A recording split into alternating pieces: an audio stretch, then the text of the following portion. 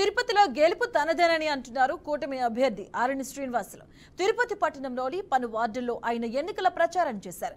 ఇక ఈ సందర్భంగా ఆరణి శ్రీనివాసులు మాట్లాడారు. తిరుపతిలో నాయకులు చేసిన అక్రమాల వల్ల ప్రజలు తీవ్రమైన ఇబ్బందులు ఎదుర్కొంటున్నారని మండిపడ్డారు. ఎమ్మెల్యే భూమన కరుణాకర్ రెడ్డి అభ్యర్థి అభయ్ రెడ్డి అక్రమాలు చాలా ఉన్నాయని ఆరోపించారు. వాటన్నిటికీ చెక్ పెడాలి అంటే తనను ఎమ్మెల్యేగా గెలిపించాలి అని ప్రజలను కోరారు.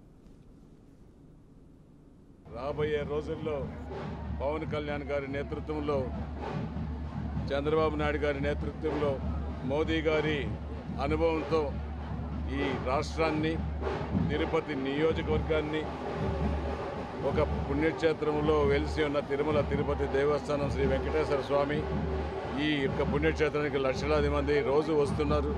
వారికి ఇక్కడున్న నివాసితులకు అందరికీ కూడా పవన్ కళ్యాణ్ గారి నేతృత్వంలో, చంద్రబాబు నాయుడు గారి నేతృత్వంలో అందరికీ సౌకర్యాలు చేసి, ఎవరైతే ఇండ్ల స్థలాలు కోల్పోయారో ఆ ఇండ్ల స్థలాల యజమానులకు కూడా ఖచ్చితంగా కూడా 90 రోజుల్లో టీడీఆర్ బాండ్ల రూపంలో మొత్తం చెల్లిస్తామని కూడా తెలియజేసుకుంటూ, రాబోయే రోజులు జనసేన, తెలుగుదేశం, బీజేపీది ప్రతి ఒక్కరు కూడా నేను ఎన్డీఏ కూటమి నాయకుల్ని, ప్రజలని అడుగుతున్నా, అందరూ కూడా సహకరించండి.